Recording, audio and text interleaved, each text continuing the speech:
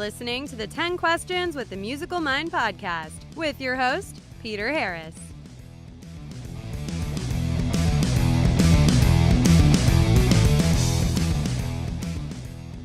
Hello everybody, welcome to another episode of 10 Questions with the Musical Mind. Peter Harris here. This week we welcome aboard renowned guitar player Greg Howe. Greg's a legend and I'm sure you're already well aware of his talents. We sit down today and discuss his 2017 album Wheelhouse and lots of other things like when he's sitting around the house, what guitars does he play? What does he think about when he's writing a song? How does he go about the process of doing it? People he's worked with, people he'd like to work with. And he's just got a ton of experiences to share. It's a great conversation. And if you listen closely a few times, you can hear him pulling out some tasty little licks on his guitar in his lap while he's talking to us. So it's a great interview, and I hope you get a lot of enjoyment out of this.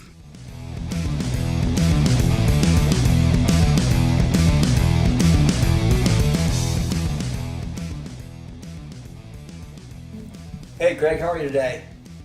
Doing well. How are you? Good. Thank you so much for taking the time to sit in with us. Appreciate it. My pleasure. Before I get into everything, I want to mention how much I loved Wheelhouse. It was just great to get a new set from you and some diverse things. Like I was really happy to hear key to open, things like that. Oh, great. Thank you. Yeah. Sort of a last minute thing. And I was sort of looking over some of my earlier albums and noticed that I almost always include one sort of unaccompanied thing that's usually big, so I just figured I'd try to keep the tradition. I didn't really rehearse that. I just started playing around with an open tuning and just kind of messed around. And then there was sort of a thematic thing that started to form. So it wasn't really a calculated composition. It was more playing around. Right, but yeah, it's great. And not be honest, the name obviously tipped me off like about 15 seconds in. It was like, oh, it's an open key. I get it. Right. I'm brilliant like that. But so I would kind of jump all over the place here. I'd love for you to tell me a little bit about your club days, namely with your brother. Before you got involved with Mike Varney and all these guys, were you playing originals? Were you playing in clubs like the material that ended up on your demos, or?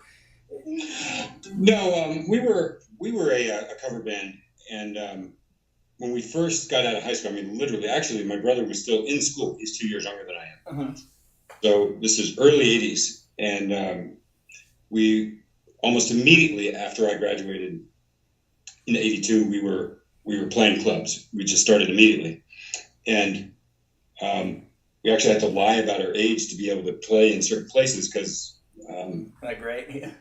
Yeah, we were too young, especially my brother and the drummer at the time. But we were mainly doing a lot of Van Halen, a lot of bands that sort of respond off of that thing. So a lot of the early 80s guitar-oriented LA, stuff, Ozzy. Not that was LA, but you know what I mean. Right. Rat and Dokken and Whitesnake and anything that was popular that was guitar-driven, we were doing. Right. Judas Priest. And we gained a good reputation in the area, the Lehigh Valley, sort of tri-state area on the East Coast, as these young kids that were doing, putting on a pretty good show. And I'm sure we weren't anywhere near as good as we thought we were, but we were getting a good crowd, getting a good following, and we wanted to get a record deal. That's what we wanted. From the time we were able to comprehend what that meant, that's what we wanted to do. So we did start writing shortly after, almost immediately after we got out of school, and then we would go into studios and record them, and then sometimes for our live gigs we would mix them in a little bit. But for the most part, we were a cover band. But we were always working on writing, and we did have a lot of showcases that got set up. We did end up actually showcasing for EMI Records, Polygram, Elektra. We had a development deal briefly with a company, with CBS actually. Okay. So we got real close, but I think we were a little young. We were a little green, And so yeah, the Mike Varney thing was really, to be honest with you, he had a spotlight column. Right. He would feature 3 unknown guitarists around the world every month. in Guitar Player magazine, and if he really liked someone or really thought they were bringing something special, he would actually offer a deal, a record contract. In my case, I just wanted a record deal. So to me, Mike Varney was not really anything more than just another opportunity to have someone hear us. Sure, makes sense. And see if we could maybe get some recognition on a smaller label. When I sent the demo to him, it didn't include vocals because I was just wanting him to get interested, hoping he'd get interested in just hearing me, and then that would be the doorway into him being interested in the band. And I deliberately sent a tape back then, cassette tape. Sure. One to his P.O. box that he had recommended and advised as part of the instructions with his Spotlight column. And then I also just decided to send one FedEx to Guitar Player magazine, knowing that somebody would have to physically sign for it. Oh, that's great. Yeah. And it kind of worked because I got a phone call the very next day from Mike saying he had gotten it, he liked it, and then he offered me a deal. And who was that from Guitar Player magazine, or was that from Mike? That was from Mike himself. Okay. Yeah. So it was exciting because, at that point, he had already discovered Yngwie Malmsteen. He had already signed guys like Tony McAlpine, Vinnie Moore, right. Paul Gilbert. He was the gold standard for discovering for the rock, for the pushing the envelope rock guitar genre. Interestingly enough, I hate name drop, but I was just talking to Ron Keel about this last weekend and asked him about the Yngwie thing. And I was asking him, did the label push Yngwie onto you and say, take this guy when he was with Steeler? But he said no. Mm-hmm. He sat down with Mike Varney and listened to a tape of 50 guys and he picked out Yngwie because he sounded different. I'm sure the neoclassical thing. And But yeah, so we were just talking about this whole thing, I guess the weekend before last. Yeah, but so it's interesting to revisit that subject again. But yeah, he definitely discovered, as far as the virtuosos, that post Eddie wave, he discovered a lot of them. Yeah, he led the way with that. Oh yeah, absolutely. And so it was definitely a surprise. To be honest with you, I was actually surprised that he was interested because I knew Yngwie, so I was, and at that point I was kind of just working on some of his stuff, just trying to get some of those runs under my fingers because it was prior to Yngwie, it was sort of inconceivable, right, that you would pick every note that quick, right. So I was kind of working on it and doing my little little exercises where I could try to get that stuff. Yeah. And so I was kind of sort of trying to get there. I was getting there a little bit, getting some of those, those right. tried out arpeggios, and always thinking to myself, it would be cool. I was never really into that kind of music, like the whole neoclassical thing, but I loved his technique, and it seemed like I could probably, if I really work on this, I think I could start to get some of this. But in my mind, he was the only guy out there that could do that. So it's a one dimension. It's not one dimension. That's a terrible thing to say. I'm with you on not loving the style. As far as after 5 or 6 albums, I was like, I get it, but yeah. And I don't know. I hate to sound like that, but he is not given enough credit for his beautiful vibrato. The vibrato's great. There's a genuine, authentic blues thing that's underneath all those notes. He does. That's real. I mean, if you can wade through the notes and the density of them, there's a real passion and a genuine expressive musician under there. And the thing about that makes him so good, and just like any player of any instrument, it's because it's authentically him.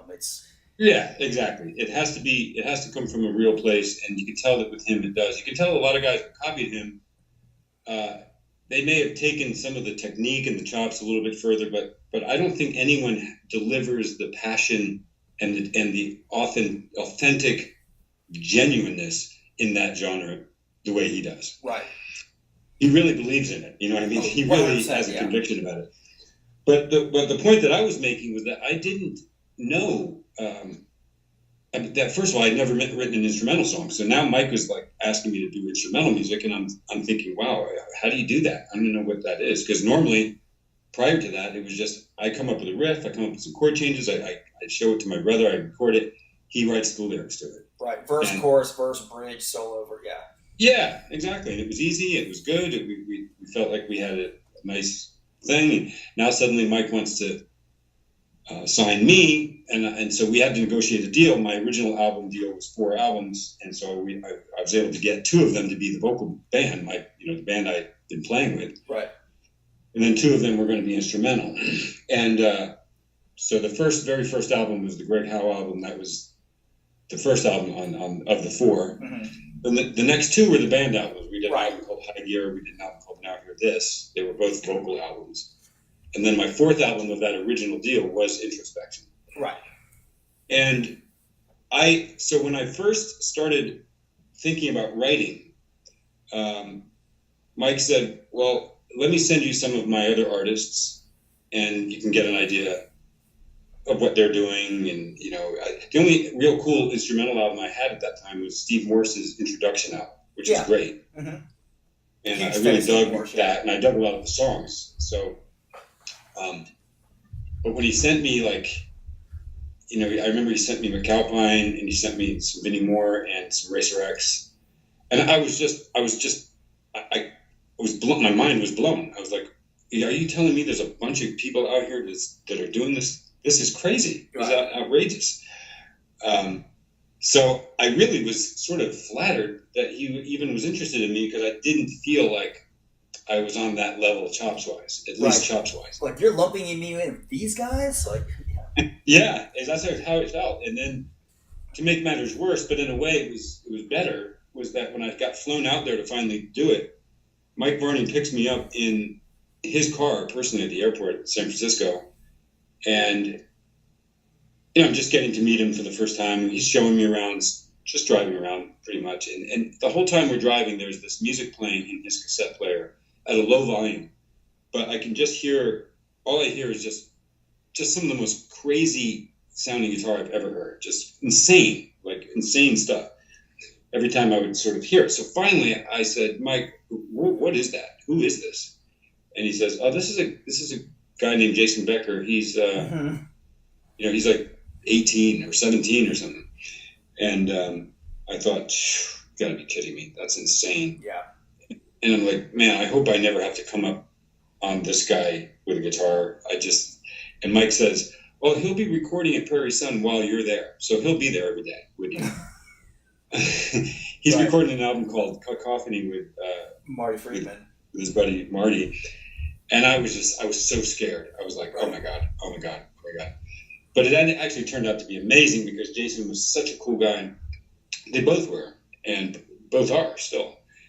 And we just ended up really becoming friends and jamming out a lot, especially me and Jason, because Jason lived nearby. So Jason would often come up to the studio while I was there. And then afterwards, we just hang out with guitars and just have a jam session, and I'm learning all these arpeggios that I'd never seen in real life before. And so I learned so much from him in just like a week of hanging out. Like, my guitar playing went from whatever level it was at to like 3 grades above that. Right. Just by being exposed to some of those things and the way it was being done, So it was a humongous blessing that he ended up being there. Yeah, it's such a tragedy because, and I'm diverting here, but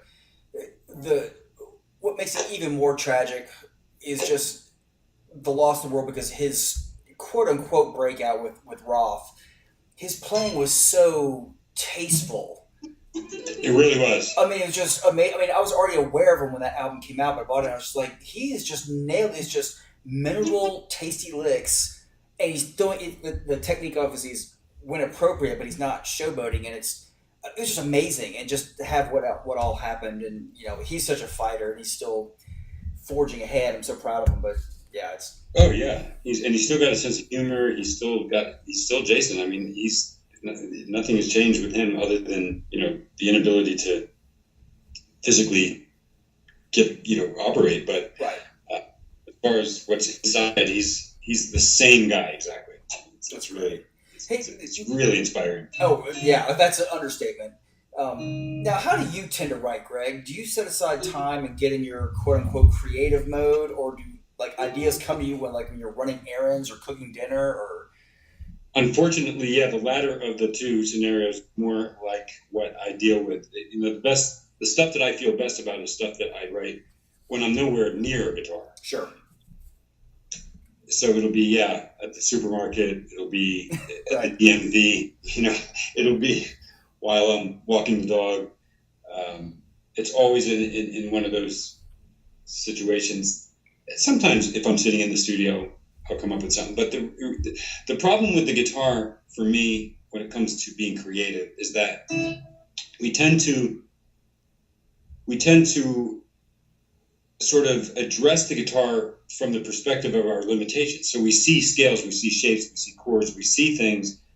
And I think to some degree that can restrict your creative process because it may just be that what you're hearing in your head is not really guitar oriented at all. Sure. But if you're only writing on a guitar, chances are it's going to come out sounding like that. So I often these days, if I want to write, the first thing I'll do is literally put the guitar down and make sure not to have it in my hands because I find that when I'm not mentally constricted by the limitations of the fretboard, then there's a whole nother room full of ideas and there's a whole creative freedom that doesn't feel hindered or restricted. Right, that makes perfect sense. It's a quote I remember that I loved from Holdsworth, and somebody asked him what his fret stretch was, and he said something to the effect of, "I prefer not to know because then I won't try to reach it."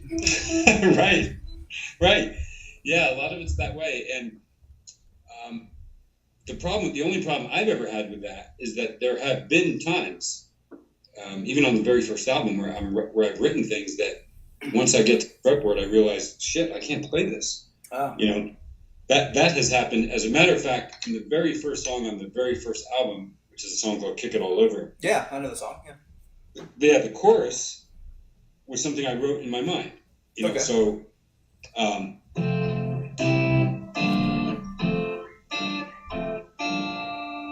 So I'm hearing that.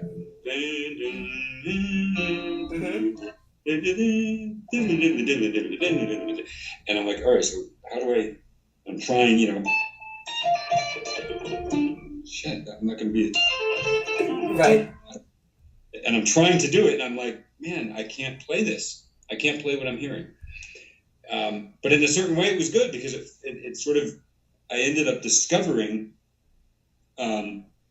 this whole concept of tapping but leading with the left hand. So that was the whole way that came about. Okay. Because most tapping things that I had done up to that point that we'd all heard were sort of the post Van Halen, right, that sound. Right.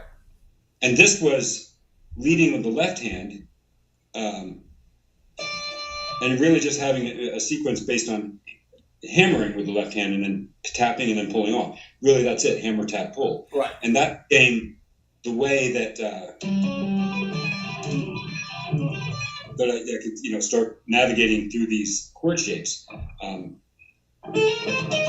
don't even remember what key that song is in. I think it's so it's like I haven't played it in a while. But anyway, you get the idea is that it's hammer, tap, pull. Yeah, that's amazing.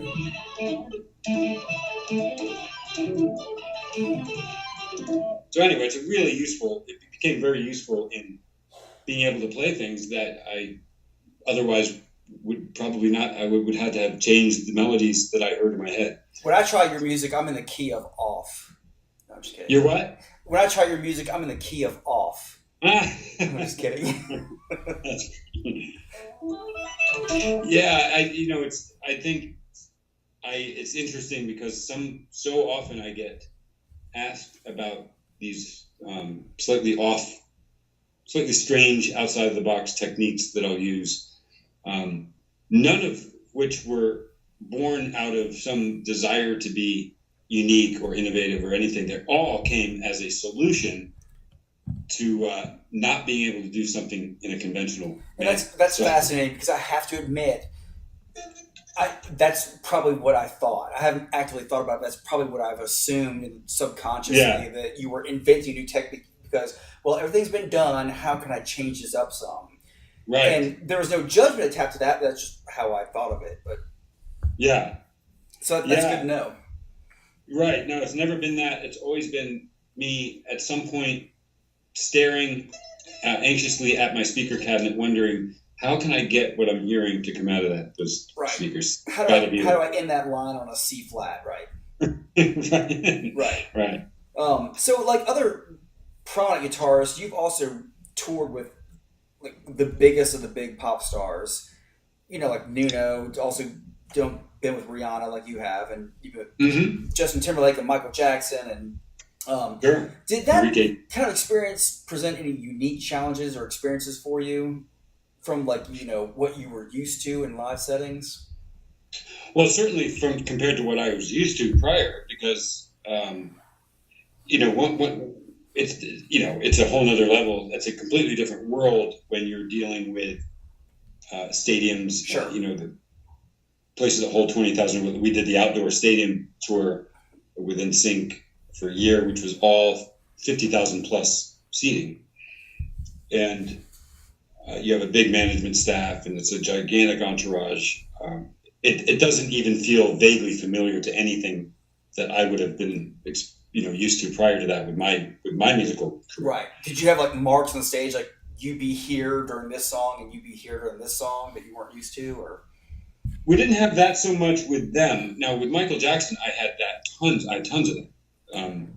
The Michael Jackson thing, I had a lot of sort of choreography that I had to be aware of, in addition to learning all the songs really quickly and learning all the presets on Jennifer Batten's Digitech unit. Right. Oh yeah. I had to also learn and implement immediately all this choreography stuff. And it just so happened that in that show, the guitar player, the lead guitarist, had the most amount of interaction with Michael than any other band member.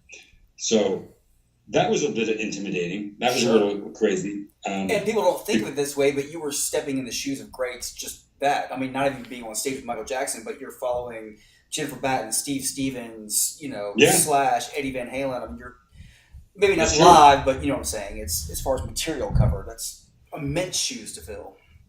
Oh yeah, absolutely. And and Michael's listening. He's not just thinking, okay, I hear the lead distortion guitar, that's cool. No, he's listening to everything. He's listening to your pocket. He's listening to your tone.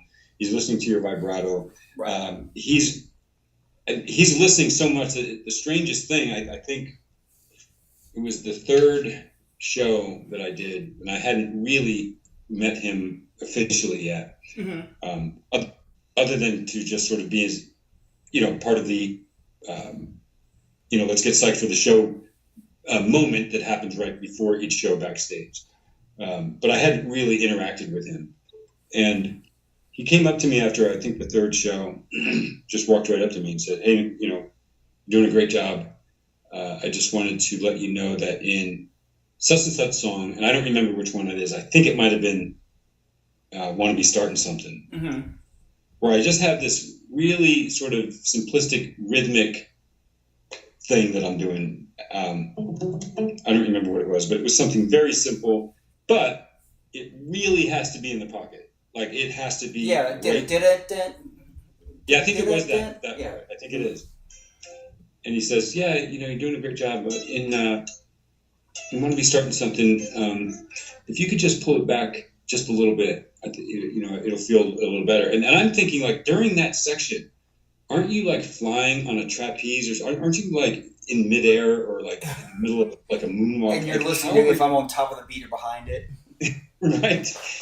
But that's how he was, man. He really, and you could tell that he needs it to be just right, because that he really feeds off of that. When it feels exactly right, that's when he's in this zone, second level zone. I think that's fascinating because obviously I don't think you can be Michael Jackson without an amazing attention to detail.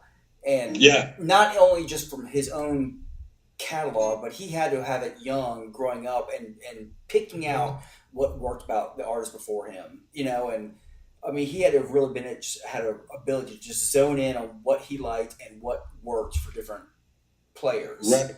I mean, so there's an amazing genius behind that. He was able to synthesize all that. That's unreal. Yeah. Yeah. That's it. Jumping to another person, I know you consider Alan Holdsworth an influence. Sure. Have you ever considered the possibility of you and other players who admired him, like collaborating on like maybe a tribute to him, like maybe like bringing in people like Gary Husband on drums or keys or something, and kind of doing a multi thing? Or I know that would probably look more of a label pitch, but yeah, I mean, I wouldn't be opposed to it. It's not something I've been involved in those types of tribute records before. I did one for Mahavishnu tribute, Coltrane tribute. Holdsworth is certainly worthy of that. I just don't know that. I don't know what you could say after that kind of guitar playing. I mean, I don't know where you can take it. I mean, he's already took it to. No, I'm with you. I don't know what you could do to honor that other than to. I don't know how you would do it. I guess you just do your version of it. Yeah, I couldn't tell you how to expound on Alan. That's a pretty tall order. I'd love to hear just some obscure stuff though. Like I'm thinking like Last May off Velvet Darkness, the acoustic number he had. That was so out of character for him. Oh yeah. And those are things that are not going to be top 40, but right. That's exactly right. And maybe someday, maybe 40 years from now, his stuff will be played in elevators and in supermarkets. Yeah, but there you go. The hallmark of success. Now, when you pick up a guitar, like the one you've got in your hands now, and just noodling around, do you find yourself grabbing the same one, or do you purposely like to switch it up? And like, I'm talking about like home playing. Like, do you switch up guitars? Do you switch up your amps and effects? Or do you have like, I've been picking up the same one for 3 months just to noodle in front of the TV? There does seem to be kind of each guitar sort of gets a phase. I do try to pick other guitars up, but there will be one that's generally in my hands more than others. Mm-hmm. And that'll be sometimes sort of a 3-month thing. And then suddenly I'll be like, let me play this one for a while. They're all a little bit different. Right now I'm getting ready to go on tour. So I am sort of deliberately trying to make sure that whatever I'm doing the most preparation with is what I'm going to be bringing, because makes sense. Yeah. It doesn't matter. It doesn't matter neck contour and radius. I could have every guitar set up exactly the same. They all feel different. It doesn't matter how much you try to make them identical. They just never are. And so, in many cases, they're not even close. So, and it only takes fractions of an inch, thousandths of an inch of difference in how much wood there is and how it's cut for your left hand to instantly recognize that something's different. Oh, absolutely, yeah, and that's why you have to play guitar before you buy it. You can't. I mean, absolutely. It's one of those things. I had an expensive Les Paul, 25 years ago, and at some point I wanted a Floyd Rose, and I bought an Ibanez out of a pawn shop. It's like a little RG Strat style, and I bet you that Les Paul didn't leave the stand 10 times in the next 5 years. Wow. Just for me, I like the Ibanez, and I paid $250 for it. Yeah. Because it played better, it fit my fingers better, and it's all that. And I used to joke that my Les Paul had 2 sounds, Black Sabbath and off. But it was probably more due to my limitations than the instruments. But yeah, it's funny it just depends on how an instrument speaks to you and how it feels in your hands. But it really does, and it's that simple. And that's why I tell people, there was a young kid I had as a student. He was like 19, and he was, I think he'd just gotten married, and him and his wife just had a kid, and so they're this really young couple just starting off with a kid. So I'm sure they've got financial strain, and yet he's asking me what's a guitar he should buy because he wants to, he wants to make a serious investment because he's very serious. And he's got like this $4,000 budget for a guitar. And I'm like, you know what, man, maybe go to a music store, sit down and play, because I think you might be surprised.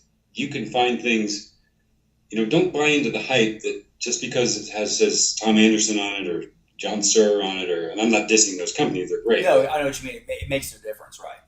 Yeah. At the end of the day, they're all wood. It's all Mother Nature, and it's wood and it's hardware. And, I told him this story that I'm about to tell you, which is similar to what you said. Years ago, I was asked, they used to hold this competition, guitar competition in Columbus, Ohio, annually. And I was asked to be a judge on the panel a few times. And it was always be with other guys that sort of had some name, some marquee value, Billy Sheehan, Steve Salas, sure. Guys like that. And the one year they asked us to donate a guitar for some charitable cause or whatever. So I get home and I'm looking at all my guitars, and at that time it's like every single one of them had some special thing about how, like, that's the only white one I have. All right, that's the only one without a pick guard. Right. That's the only one with a 5-way switch. That they all had some unique thing. So you got the Schindler's List of. Right. So I decided that I was going to go buy a guitar because I didn't want to give away any of the ones I had. So I went to the local, music store, and I bought this cheap $180 like Mexican Strat. Mm-hmm. And I didn't even plug it in. I was just like, yeah, I'll take this, thanks, bye. And that was what I was going to donate. And right before I sent it to them, I decided to plug it in just to make sure it worked. And I plug it in, and it sounds fucking amazing. Isn't that crazy? Yeah, it sounds amazing. It's the best sounding Strat, offset double cutaway thing, that type of style of guitar that I have at that point. It's just like, it's got all the spank, it's got all that, that warm second and fourth position Stevie Ray Vaughan thing. It's like I can't even believe how good it sounds. In fact, it sounded so good that I went back and bought another one, and kept that one because it sounded too good. So this competition sort of inspired me indirectly or inadvertently to buy a guitar. And then I've played through $25,000, Marilyn Monroe Stratocasters that all this stuff that sound real brittle and not very good. And so I gave the kid advice, like, go plug in. Yeah. So trust me, I would be very surprised that if you're unable to find something that you really like for less than $1,000, I'd be really surprised if you don't come across probably a couple of things. Right. And sometimes for $600, you might find something that you really love. Yeah, that's a good budget. There's that law. Like, if you get something that's so cheap, it's not playable. It's right. Garbage. But with that kind of budget, he can find so many that are great. And yeah, and I agree with that. As far as recommending a guitar to somebody, the only advice I can give you is don't trust me when I say, trust me, this is good. Like, right. You have to trust. You have to find out for yourself. Yeah, it's the truth. I mean, nobody would. Most people. Well, I take that back. I have seen people do it. I have seen people buy cars without test driving them, just having them delivered. But for the most part, you're making a big. It's like buying a house without looking at it first and walking through it first. It's strange. I couldn't do it with a guitar. I have to play it first. Have to. Oh. So anyway, he did end up finding something that was like, I think it was like $600. Yeah, that's great. And so thankful. Yeah, and he would have spent $4,000 on something and be like, that's pretty good. Right. Do you think an album cover or artwork influences your perception of music? And I ask this because it's something that I think has always affected my perception, just of what the music's going to sound like. That's a really good question, and I'd probably have to agree. I think it does. I think it's subconscious. I don't think we know. I don't think we think it does, consciously, but I think it does. And then it works even beyond that, because once you have heard that music, then the album cover becomes part of that sound. And Right. you see the cover, and suddenly whatever mood that recording gives you, you associate immediately with that. You're right. That And artwork. that the way you said that just made me think is I hadn't even thought of this when I asked the question, but I avoided it at first. And of course, I was, I was in high school in the 80s, but I didn't buy Fair Warning off the bat because, I was getting all the albums and I didn't have that one yet. And the first cover looked so much racier and shiny and glossy to me. Van Halen 2 didn't seem as polished to me, and I think it's because of the muted blue color. And and for Fair Warning, that dull brown just sort of threw me off. Now, of course, in retrospect, it's absolutely just phenomenal because it just suits that album perfectly. It's just the dirtiest and grittiest, but at the same time, most multi-tracked album Eddie's ever done. But but that album cover, I was kind of like, I'll try Diver Down first. This is shinier and brighter, and it just sort of it fit with my image of the band. So. You know what I'm saying, but I really do think it influences me anyway, so I'm interested if other people think of that.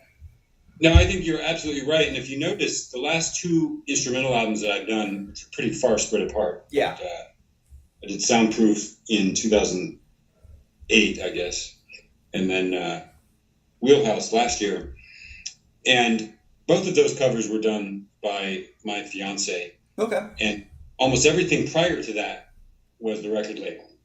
And I remember Mike Varney sent me the image for Extraction and talked me into it. I think it would be different if I could rewind the clock today. But he knew how difficult the album was. We hadn't come up with a title. I hadn't even thought about it because I was just in stress mode trying to get it done. And as we started to get it done, he was thinking about it, the album titles, and he sent me this picture that was intended to be, originally intended to be used on someone else's album, but they didn't use it. And he sent it to me, and at first I was just like, what the heck is this? I don't know if you've ever seen that album cover, but it's pretty weird looking. Yeah, I've seen it, yeah. And so so he sold me on it, and he's like, yeah, well, it's Extraction, you got the dentist guy there, but it's there's some sort of weird, distorted metaphor in the, there's all kinds of weird stuff. Yeah, I mean... And I was so burnt out by then, I'm just like, all right, Mike, if you like it, fine, let's use it. That's fine. And it's dentist, but it's dentist in like a 1950s high-tech kind of way, like... Yeah. Like the massive gear, I'm going from memory, but like the big black apparatus over the patient. Right. That's exactly right. That's a good point. It almost has that feel. But I do think that you're absolutely right, because in fact, I know you're right. When I'm on my own tours and doing my own thing, or even if I'm playing guitar for somebody like Stu Hamm, where the artist is polite enough to let me sell my own merchandise, I noticed that people gravitate towards the album covers that look better. It's that simple. Sure. The better it looks, the cleaner it looks, the more it pops, the more brighter it is, the more they sell. And so that's why I've always been against. Well, especially the worst offender was the heavy metal genre with all the drawn / painted covers, and some of them were done fantastically well, but but a lot of them were just like, did you get a high school kid to draw a guy with a sword? I mean, like, it's like you're not doing your music any favors by doing that. Right. But the worst offender in that, as far as false advertising, is always going to be Meatloaf, Bat Out of Hell. That album cover does not represent the music in any way, shape, or form. Interesting. Okay. I mean, to me, it's the album cover says, I'm going to hear Ride the Lightning, but I get it if I put it in, it's show tunes. Right.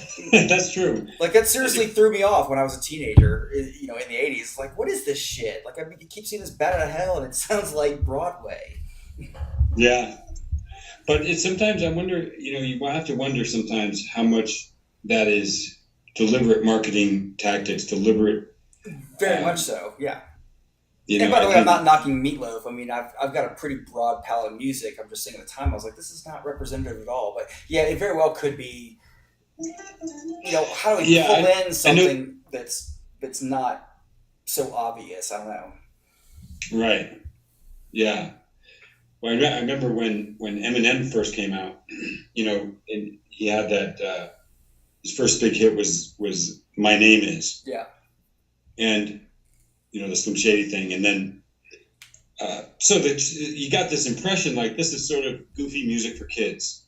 Oh, this kind of silly, goofy music that's just for young kids. But then when you get the album, you realize that even though that was a hit, that was the one that was designed to draw you in. When you get in there, it's not that you're at not all. getting that Right. thing. Right. Now, how do you view, as far as modern technology, has it made your life a ton easier with the ability to just email tracks to each other and work remotely, that kind of thing? Are you still going into a studio and recording and booking time? Or are you tracking things at home? And I mean, how are you doing it? For Wheelhouse, for example. Yeah, Wheelhouse was, well, first of all, to answer the beginning of your question, yes, it has been technology when it comes to recording and when it comes to remote recording and being able to do stuff at home, on tour, in a bedroom, and have it sound really good and be able to get tracks to people overnight or within a couple of minutes is phenomenal. And it is life-changing. I mean, it's technology in that manner has been nothing but, good. Right. It's done nothing but make life easier. So yeah, I mean, I still like a great drum. I recorded the Protocol album with Simon Phillips last year, Mm-hmm. and Simon is an amazing engineer as well as an amazing drummer. Yeah. He's as good an engineer. Like he could just do that and probably make a ton of money. And he's got some of the best sounding drums that I've ever heard on recording. So it was fun to record that because he's still pretty much old school. It's like, yeah, we got to do this in the studio. Got to be in the studio. You got to do this. There's something that gets captured in the studio that you can't get in a bedroom. And there is something to that. Everybody playing together, that kind of thing. Sure, I'll buy that. Yeah. Yeah, and I think that there may be still some mojo in these, in the like genuine outward gear that's not just plugins, maybe to certain ears like his. But for me personally, if I'm to be honest with you, I don't have a recording studio right now. I had one when I lived in Pennsylvania.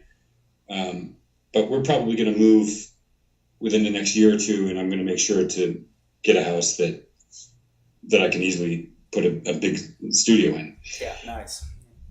And that'll be nice. But really, the main thing would be for drums and vocals. The main thing I would want a live room for would be drums and vocals. Oh, so you're going to try to build a studio with an actual room for drums and stuff. Okay. Yeah, because as far as a control room, you can do that anywhere. You can do that at home. You can do that in a bedroom. You can do that anywhere. Today, there's, you can have an amazing sounding recording studio for $5,000. You know what I mean? Mm-hmm. Yeah, it's amazing, and it went through a learning curve, but it's to the point now where this digital stuff, it's amazing.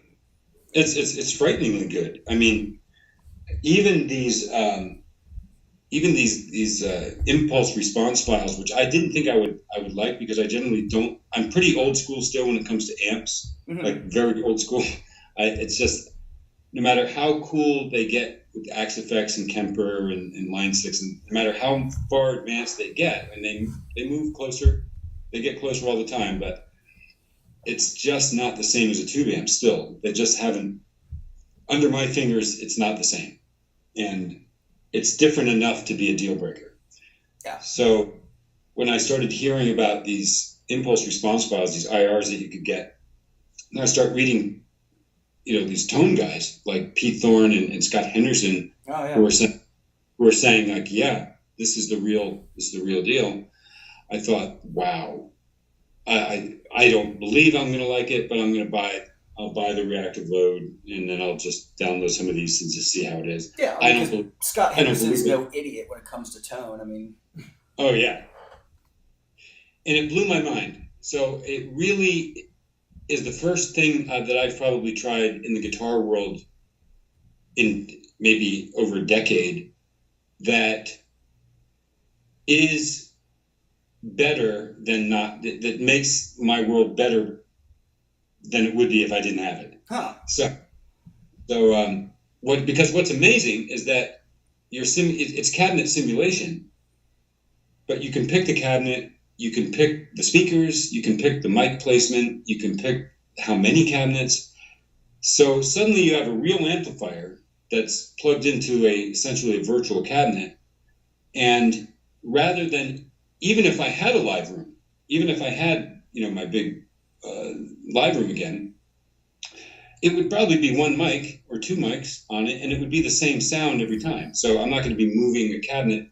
Unless I did, but that means physically getting in there, taking the cabinet away, taking another one. And trial and error. Right. So now suddenly I'm hearing my amp in all these different contexts, and I'm going, wow, my amp sounds great through an open back 212, or it sounds great with this, low wattage speakers like these greenbacks with a 412, or it sounds great with some weird speaker that I never tried before. And it sounds totally different if I switch it over here to this cabinet. So it's really convenient. Not to mention,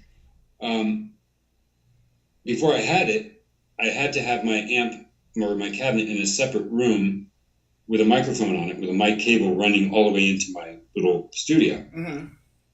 And this means that it's kind of messy in the hallway. It doesn't look real great. Trying to, and my fiance, of course, if I'm playing 3 o'clock in the morning, even though I've got it heavily dampened, she can still hear it because it's a speaker cabinet. Right. But now that's all gone. The reactive load takes the whole signal and then just delivers it, via. It's also potentially dangerous because if you can just sit there for days on end and be like, okay, now, running an overdriven tone, but what if I ran it through Celestion greenbacks and I did a rib mic 30 feet away? You can just go to so many endless possibilities. You really can. It's almost dangerous. It is, but you can get caught up with that with the IRs as well because they are really convenient. And luckily, I am so anti-tweak. I hate tweaking. That's why I don't want amps with a lot of knobs on, because if they have a lot of knobs, I'm going to use them. So just give me 5 knobs. Give me tone and volume, and then there's no other. I don't have the option. I have to make it work somehow. Yeah, makes sense. But luckily with these,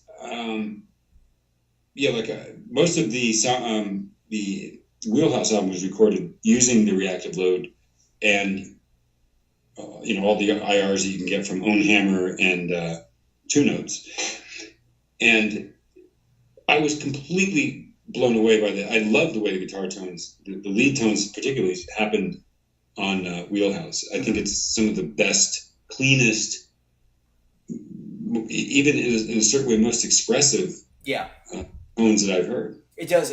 It's that album carries a good sense of it's carrying across the difference in your attack, picking versus tapping and everything, and even the hardness of the attack. So I think it's real effective. I really enjoyed that. Yeah. Yeah. Right. Yes. Thank you. You're welcome. Now you've worked with so many guys. Is there somebody you have not collaborated with that you'd like to? And I don't just mean like the major tours you've gone with, but you've also worked on albums with Richie Kotzen and other fantastic players. Is there anybody that you really like, I'd love to work with this guy or this woman or whoever that you haven't yet? Boy, there's many of them. Good Lord. Off the top of my head, I've always thought it would be fun to have some kind of collaborative project with Sting. Mm-hmm. Even though I've heard some stories about him personally that make me maybe second guess that or reconsider, but But music-wise and artistry, it's okay. No, yeah, music-wise, I love a lot of what he does, and so I always think about that type of project.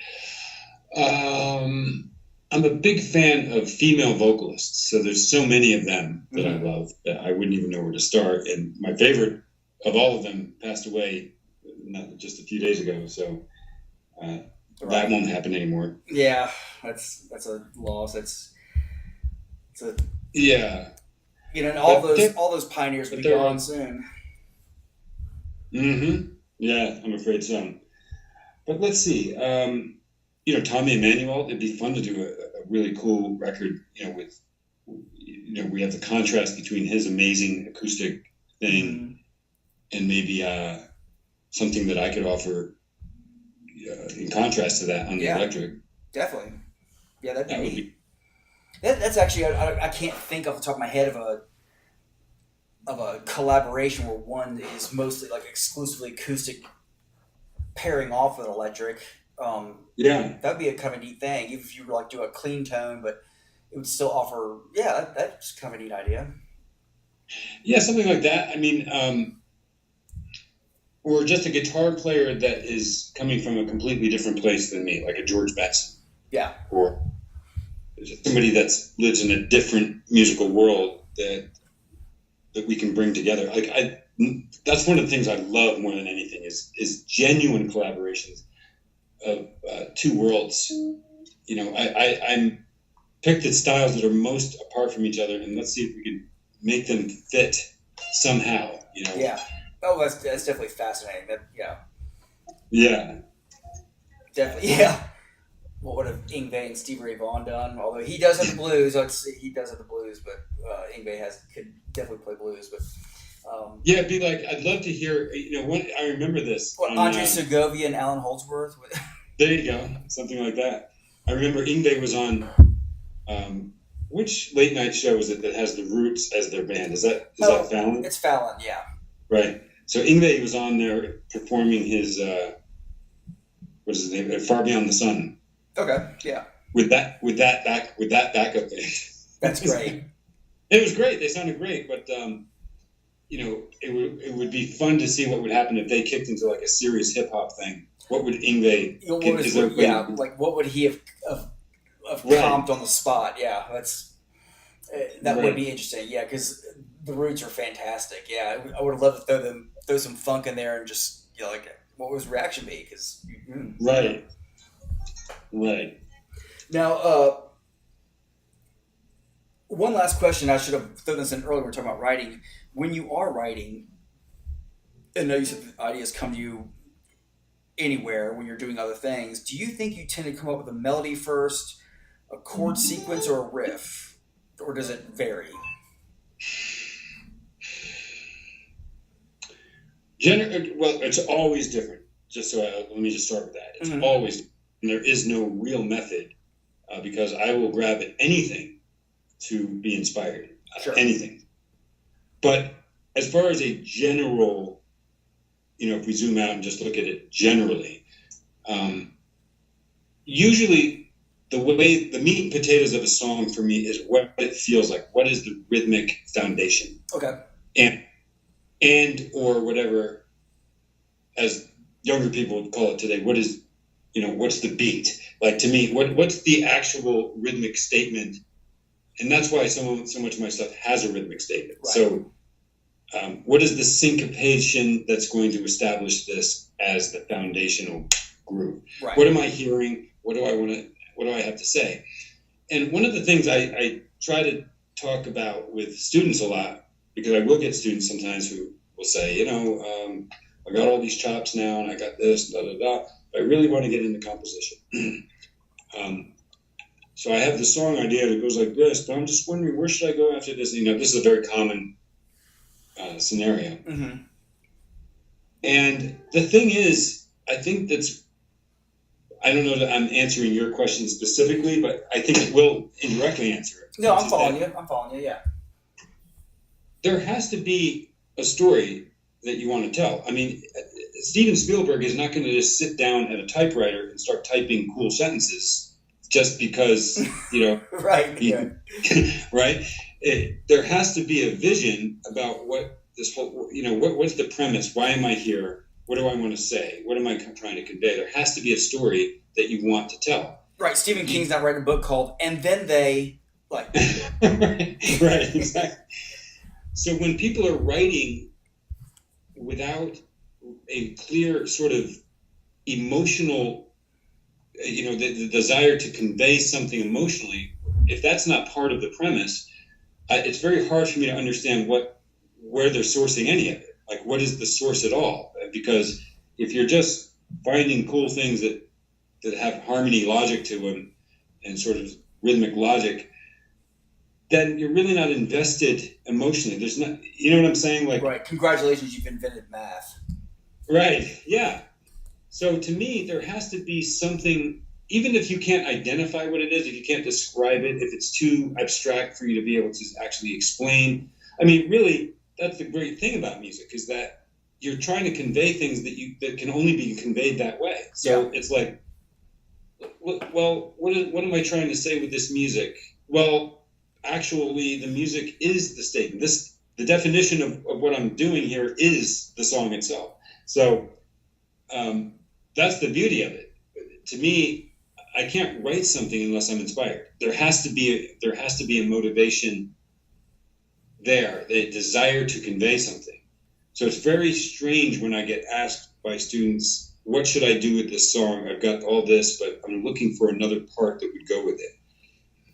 To me, it's like, if that's not coming to you, if that's not revealing itself to you, then it would seem to me you don't really have, there's not a completed vision yet. Right. Otherwise, because one of the things that I do when I write, which is a very strange technique, but it's what always works for me, when I start to write and I do have an intro, let's say it's Tempest Pulse, right? Okay.